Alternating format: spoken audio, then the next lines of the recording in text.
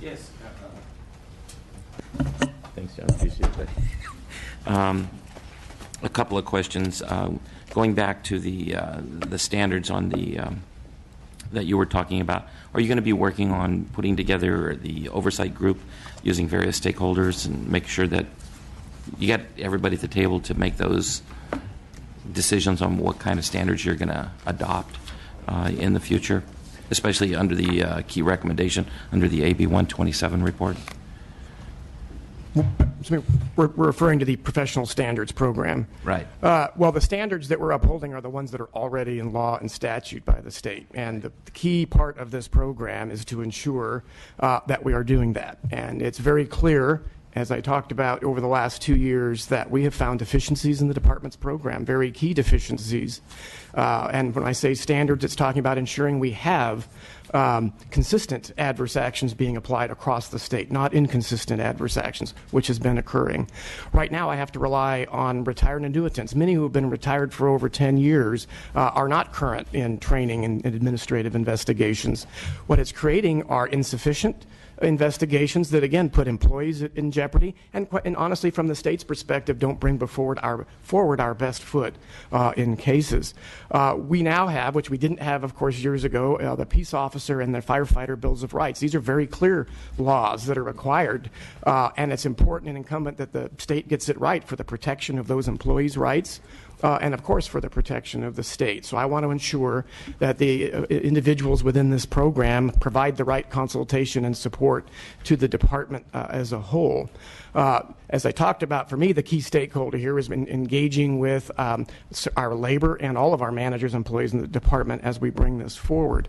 What also is key is, while it's a professional standards program, it is not something new. We are just enhancing and making much better processes that are already required to be in place. We are already required to do all of the things we're proposing in this proposal. We just don't have the capacity to do it correctly and efficiently nearly as much as we need to, and that's what's being proposed as a way to provide expertise and staff support to make it better for all of us. Thank you. I appreciate that. I have a second question, and it deals with the tree mortality. Got to look at the right sheet here. Speaking to the chairman, you introduced it and presented it, and I'm just kind of curious. Having 9 counties that I represent, and the vast majority of those counties are the target counties that are impacted by the tree mortality. You know, with 85% of the trees in Mariposa County, for example, already dead. They're projecting 100% potentially this year could be dead. We don't know. You know, our good friend to the south of us here, Mr. Patterson, represents Fresno County, where there's a large number of dead trees. I'm wondering if the $10 million is enough. The staff has articulated that there's over $43.5 million flexibility in the budget from the state fire fee. A lot of people are paying in, and they've questioned it. I wonder if we couldn't just add a little extra funding to that $10 million, like $10 million. I'd be willing to offer you a motion to amend that, to make that recommendation. Why don't we see if Department of Finance has... Absolutely. That's a can let us know whether the fund can support that additional amount, because sounds good to me. Just to clarify, this was for an additional $10 million? Yes, ma'am. So it would be a total of $20 million additional. Over 2 years, depending on how revenues are, that may deplete the reserve entirely, which doesn't leave a prudent reserve should we not be able to collect the amount of revenue projected. But that does also hinge on the ability for the Board of Equalization to collect what they say is another $40 million in accounts receivable. And I appreciate that, but with a projected revenue incoming of over $80 million, that does come in, and with a projected amount less than 80, in fact, a number around $40 million is what you're using for expenses, and that varies year to year. You usually have a fund balance, and you are sitting on a fund balance in excess of $43 million. An extra $10 million should leave you with $33 million. I think that would be workable, and something that is much needed for the health and welfare and safety of the thousands of people who are facing an imperiling situation in their lives. Trees are going to start snapping and falling. In fact, it's already happening. Mr. Bigelow, I want to clarify one thing. The $10 million that we proposed is $10 million for 2 years. So it's a Right. total of $20 million over a 2-year period of time. What are you suggesting that we That we increase that by $10 million for each year? for each year. So it would be a total of $40 million over 2 years. Over the 2 years. $20 million per year for 2 Correct. years. Okay. Mr. Gordon? How about an extra 5 to instead of a $40 million total, which is the current amount of the reserve?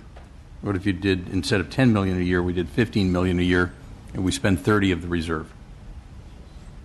I would be willing to work with the chair so that we can get any extra funds to our friends in CAL FIRE so that they can help the people. And if it's 5 or 10, I'm certainly willing to haggle and get as much as I can because it's desperately needed, folks. I understand. Do we have any comments from the director just relative to whether or not the department can actually facilitate the use of this money? There are limitations. Absolutely, and I'll certainly defer to finance to talk about management of the fund. But from the operational perspective, because the governor supported drought with the drought augmentation, we've had a grant program over the last 2 years, $10 million in SRA funds last year, and currently we have a $5 million program. And as indicated, over 170 grant applications have come in for the $5 million we have available this year.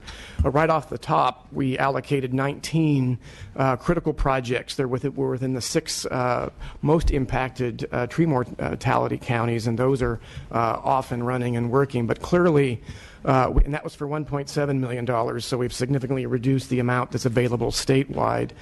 There is certainly the ability to manage a larger grant program. We've built a program within the department to anticipate that need, and we have a process in place that can make that work. Certainly, as we work with the 6 critical counties of tree mortality now, we will be most likely expanding that in the months to come as we move north into the Sierra. And as I indicated, there are a number, hundreds of projects pending out there that certainly could be funded if that were available. Great. Thank you for that additional input. We're going to have one more comment from Department of Finance. One more comment from Department of Finance. I appreciate you wanting to add more to it. I would request that if you're going to add more, that perhaps we get some updated revenue numbers for May revision, that any addition coming out of this fund beyond what's proposed or even beyond the staff recommendation, that, like you said, we can work with you as to an updated fund condition before you make a final decision. We're going to hear public comment. And then we'll talk. Thank you for that comment. We'll have public comment now on all of the CAL FIRE items. And that includes, by the way, the item we pulled. Mr. Patterson? Yeah. On the fire safety retired, Yes. ask some questions. I stepped out. When would be the appropriate time to ask questions? Right now. Yeah. Yes. Yes, we'll do that before public comment. It might inform the public comment. No, I prefer that you do it now. We already asked questions, so you're just adding on to them. There's a reason for the effort, and I'd like. My understanding was a part of the budget request here as to fire testing in a lab. But how will the program address the other potential fire hazards surrounding manufacturing, job site, storage, installers? I'd like more information on the scope, the approach that will be used to get all of this information. And the underlying reason here is some concern that pulling, and some fire professionals are stating that some concern about taking the fire retardant out of construction, which walls and things of that nature, creates a fire problem where, taking retardants maybe out of a couch might be the right thing to do. And so I think I'd like to understand the scope of the information and the approach beyond the laboratory. Yes. Thank you for the questions. The idea behind the phase 2 which is the $125,000, is to do a review research testing in a laboratory, a neutral third-party laboratory, and to build a comparison between what currently exists in building standards for construction on subfloor and under slab. We're focused on two areas that came out of recommendations from an all-inclusive committee or a task force that was brought together last year, to evaluate if there is an impact, a negative fire safety impact, if you remove the product, if you remove the flame retardant from the insulative materials, so that we can then take a look at the fire safety standards that currently exist, the test of the new product, and make an evaluation if we could even go down the road to address things like on-site storage. What would we need to do to provide a level of safety for on-site storage? What would be needed to be changed in code? How do we address exposed product issues during construction time? So the phase 2 is to actually start moving the process of evaluation along.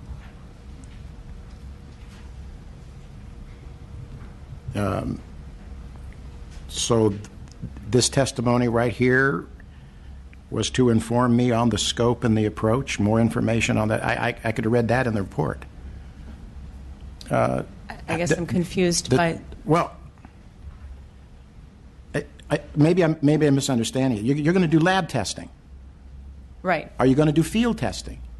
Or are you going to in some way understand the manufacturing site circumstance, the job site, the installer issues, all of that? This is all inclusive of the phase 2. Yes, you need to have testing, large-scale fire testing of the components that make up a subfloor or make up the underslab. This is really my main question. I think it's important that there be an all-inclusive and complete oversight group. So I'm going to ask her: will an oversight group with all of the stakeholders be established to ensure appropriate and meaningful data be developed? And I mean all. Yes. Answer the question. The testing results will be evaluated by a task force group, by a stakeholder group, as we did in the first task force group, where inclusive... And including those who manufacture, use, and have to deal with the consequences of what a stakeholder decision is going to be. Absolutely. Will there be alternative voices then ban the product? Absolutely. Thank you. Appreciate that commitment. All right. Let's move on to public comment. Thank you, Mr. Chairman and members. Tim Shustic with the American Chemistry Council. We have manufacturing companies who are in the insulation business and have participated with the Fire Marshal's Office on phase 1 of the item that Mr. Patterson was raising. We would just have a suggestion and would encourage this creation of this working group to be created at the front end of phase 2 and not after test results have already been completed. We think there's a lot of expertise from a variety of different stakeholders that could be helpful to the Fire Marshal's Office in creating the testing scope and implementing phase 2. So we would encourage the augmentation of this item to include a requirement that the working group be created at the front end. Appreciate that. Thank you. Thank you. Thank you, Mr. Chairman and members. Aaron Reed, representing CAL FIRE Local 2881, and have done so proudly for 38 years. Been representing public employees actually for 48 years. So I've been involved in adverse actions my whole adult life. I'm pleased to say that of all the departments I've worked with across state government, CAL FIRE, if you take away the anomaly of the academy, has been relatively free of any kinds of serious problems. Yes, we have the problems of people backing up trucks and hitting something, and we have adverse actions. He talks of 150, and I think Assemblymember Gordon asked the right question. What is the degree of severity of all of them? Let's take a close look at that. We appreciate the fact that you're going to put this item over. We look forward to meeting with the department to discuss those matters. I will say that this special unit was developed without any consultation or communication whatsoever with us. And our organization represents 99% of the firefighters and supervisors who belong to our organization totally voluntarily. They're not forced to be members. They belong because they want to. But we had no communication. The first we ever saw it is when it came in print in the budget. So we look forward to an opportunity to have a discussion about how this professional standards will work. Right now, I've worked my whole life with the CHP as well. And I know what an internal affairs unit looks like, and this is patterned after those. It is prosecutorial, it's investigative. There's almost nothing in there about training. I heard the director say there's a need for training. There's a huge need for training, huge. As we travel the state, as we do all the time, and we talk to our members everywhere, we talk to captains and even battalion chiefs who've had no training on how to administer discipline or how to do progressive discipline. That's a huge need, and we need to make sure that the emphasis is put on that, on prevention, so we don't have the serious problems. Again, the academy is an awful situation. There are 7 cases before the personnel board right now. 5 of them relate to the academy. When the academy is gone and that issue is finally all behind us, we'll have a very light workload. And I know the LAO struggled to try to determine what the workload will actually be. We'd like to come back to you with some numbers on that at the next hearing and be more clear. And I do want to thank you, Mr. Chairman, for your fine comments about the firefighters at the Valley Fire. I'll make sure that that is relayed to all of the firefighters. I will just add one final note. Our firefighters work 72-hour work week. The local firefighters work a 56-hour work week. We work 30% more hours each week for 30% less pay. And we're working side by side fighting fires with local firefighters. And so I'm just putting in a plug for the fact that we need to do more for them, and that's not within the purview of this committee. That's at the bargaining table. We'll work hard, but they deserve to be treated fairly and more appropriately, and we'll work on that. But as far as this goes... Thank you. We want to try and restrict our comments to the agenda items. Thank you. Just put in that plug. You did a good job. And thank you for putting it over.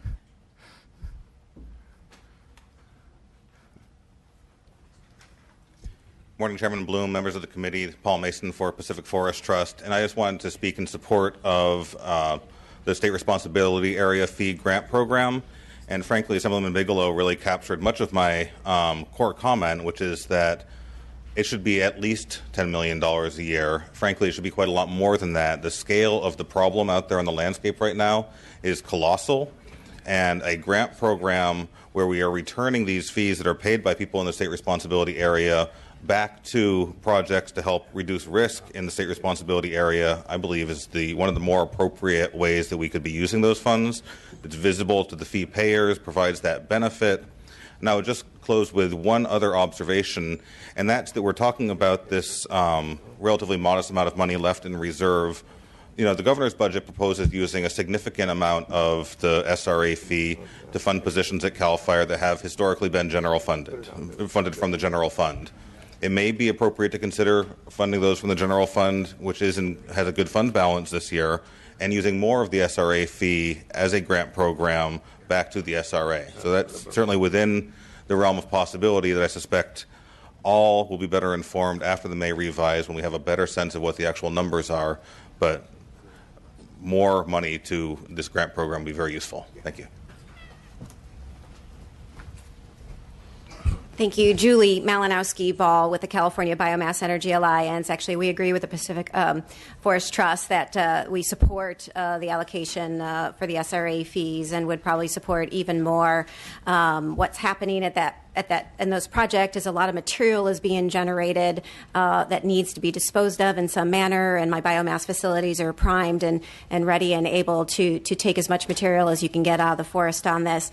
I just want to remind the committee that on April 20th in the cap and trade discussion, the bigger discussion, that even a larger amount of money, there's $140 million actually set aside to deal with this issue as well, and we would want to talk to you about that as well. So if you're going to increase this SRA fee, we would actually talk about increasing what's allocated for the Healthy Forests initiative in the cap and trade money. Thank you. Good morning, Chair and members. Reed Addis on behalf of John Wick, co-founder of the Marin Carbon Project. I think this is the right place for us to make our comments. It's really a suggestion to the committee on issue 7 that as you look at the beneficial use of those materials that are going to come out of the forest, you could actually get a 3 for both solving the problem in these forests, also dealing with ag, healthy soils, making sure that you have more viable fields for the ag community, and at the same time also trying to wed that material that's coming out of the forest with our organic waste to create compost that ultimately you can use on these ag fields. So I think there's a 3 for here. I would at least suggest to the committee and staff that as they look at addressing this issue, they might want to see if there's a way to wed your policy here with CDFA and Cal Recycle as well. Thank you. Thank you. Good morning, Stacey Heaton with the Rural County Representatives of California, and I apologize if I'm a little out of breath, but I literally just ran over from our board meeting, which is happening over across the street, so I will try to catch my breath and say what I have to say. This is a very important issue to our members. We have 4 of the 6 high hazard zone counties that for tree mortality, and many of our other member counties are also reporting high instances of tree mortality right now. And the $1.7 million in grant funding that has already been disseminated from the SRA fund for tree mortality projects, all I've been hearing is that money has been invaluable. It's already being used. It's on the ground. It's getting out there to communities and getting projects done and getting these trees down to prevent them from not just wildfire and other things, but really literally saving lives because these trees are falling on homes. There's all sorts of public health and safety concerns. We also cannot speak enough about the great job that CAL FIRE has done on the tree mortality issue with the task force. We are active members of the tree mortality task force, and we think that this is not only an appropriate use of these funds, but a vital use of these funds, and want to speak in support of this today. Thank you. Thank you very much. Is there a motion on issues number 1 through 7 and issue 2 that was pulled from the vote-only calendar? Oh, I'm sorry, with the exception of issue number 1 that we're holding open, the professional standards program. Let me say, offer several motions in this regard. As you wish. Well, we'll see. On the vote-only issue number 2, fire safety, flame retardants, building insulation, I would move approval and add that we request that the working group be established early in the process. All right, let's vote on that. Bloom. Aye. Gordon. Aye. Williams. Patterson. Bigelow. Thank you. And then I would move on our regular agenda, issue 2 through 6, the staff recommendation, which is to approve as budgeted. So issues 2 through 6 approve as budgeted. Vote. Bloom. Aye. Gordon. Aye. Williams. Patterson. Bigelow.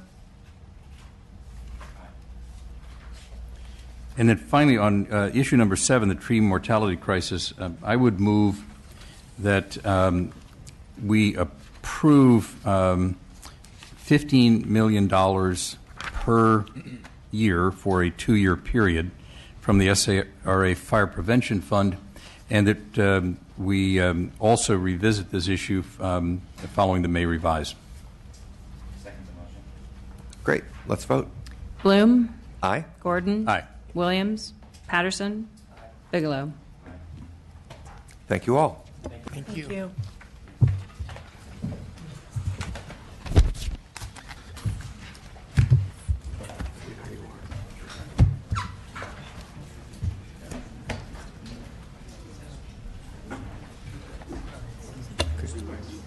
I'm sorry. Oh, no, no, no.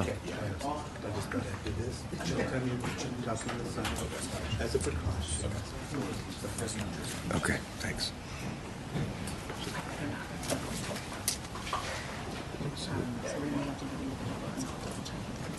Okay. Okay, on DWR. No, on the rest of the items we heard on the got their votes on the vote on this. Okay. Welcome back, Director Cowan.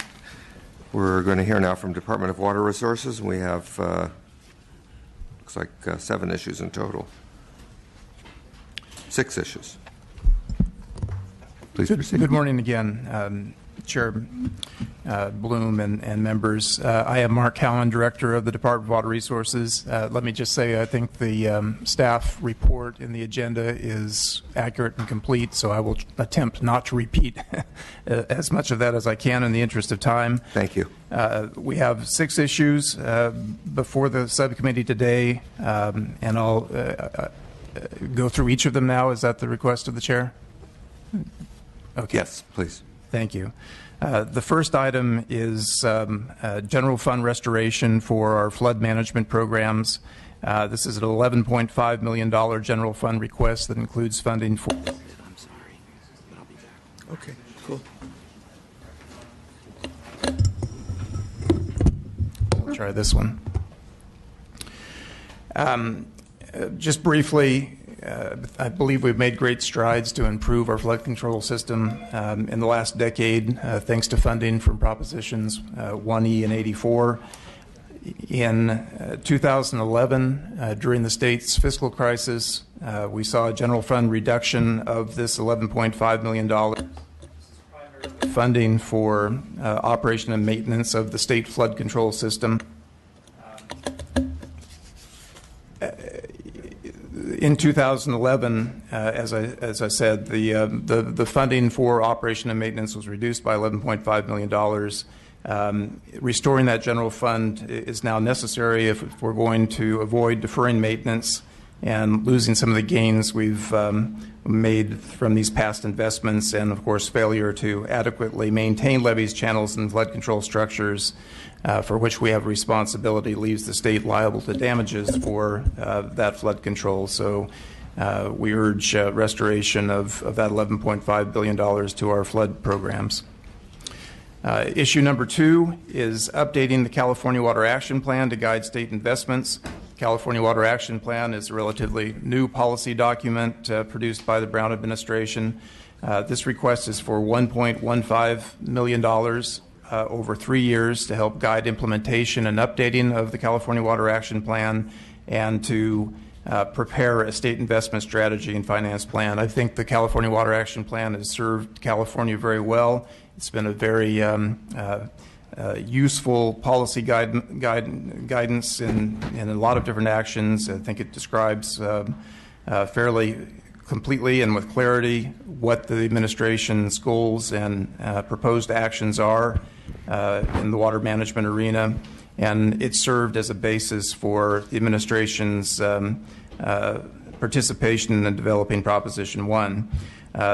This funding will allow the California Water Action Plan to live on as a living planning document with performance metrics and tracking and an annual report card, and perhaps even more importantly, provide us some funding to address what I consider one of the biggest impediments to further progress, a clear financing plan that will provide a roadmap for how we're going to pay for water management actions, including flood control, groundwater management, supply enhancement, demand reduction projects, and ecosystem restoration projects.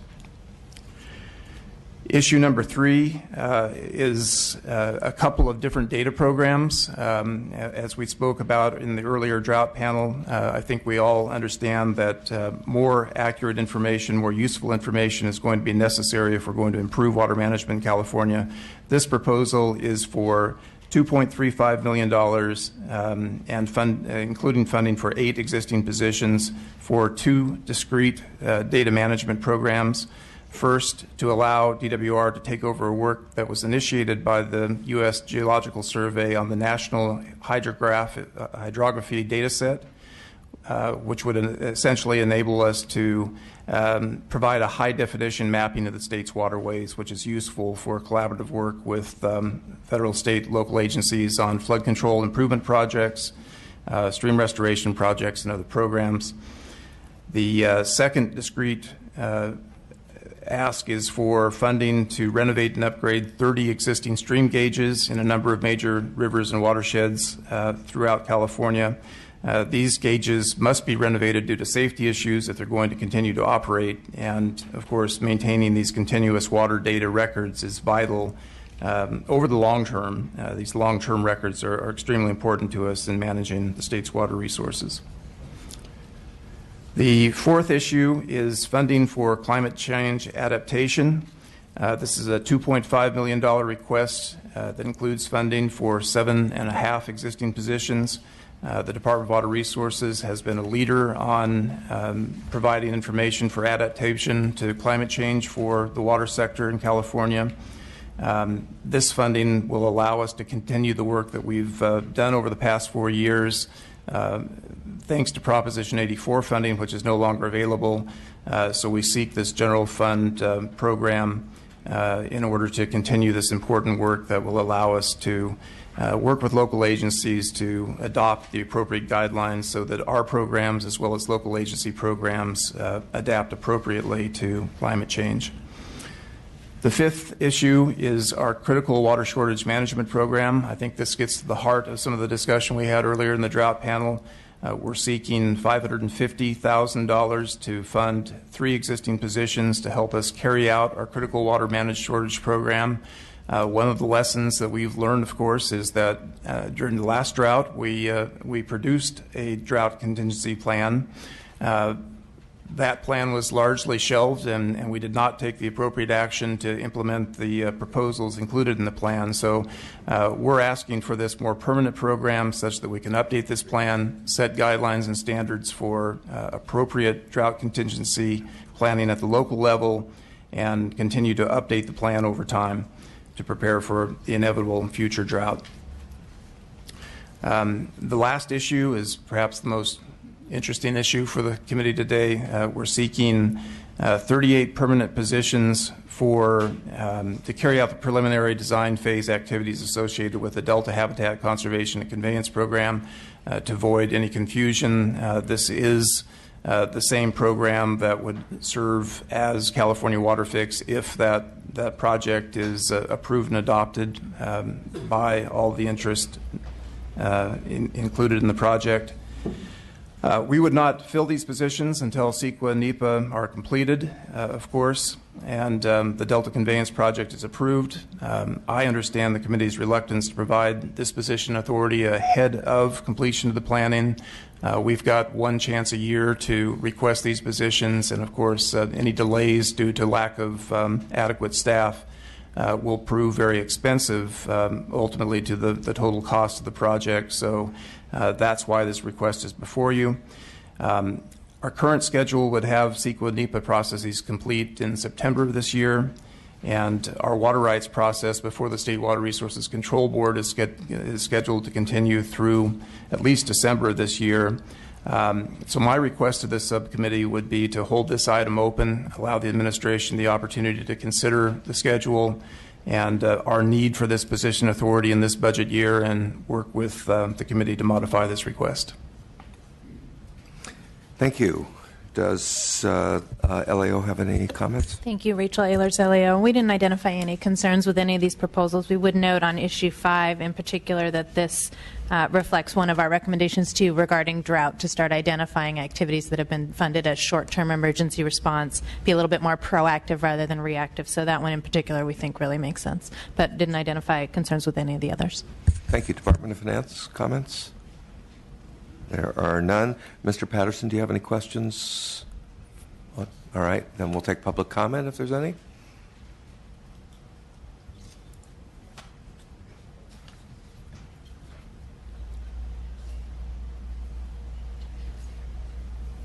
Good morning, Chairman, members of the committee. On issue 4, the Nature Conservancy supports the Budget Subcommittee staff recommendation and the governor's proposal to fund 7.5 existing positions in the climate change program at the Department of Water Resources. The funding will support DWSR's important work on climate change adaptation. Thank you. Thank you. Juan Damidano with Audubon, California. Very similar to the previous speaker's comments. We want to thank the committee and the governor for the attention to the climate adaptation issues. We want to specifically thank Assemblymember Gordon for his leadership on AB 1482, and I know many of the other members supported very similar bills. So with that, we want to echo that support. Thank you. So if my understanding is correct, Director, you'd like us to hold open item number 6? That would be my request. And I understand, Mr. Patterson, that there's a difference of opinion on issues 1 through 3. Since there's only 2 of us here, I'm going to ask you, Mr. Patterson, if you don't mind giving a courtesy second to the motion that I'll make on items 1 through 3, and then you may wish to vote no when I call for the vote, but that'll facilitate the rest of the vote taking later. So I will move items 1, 2, and 3. Is there a second? Thank you.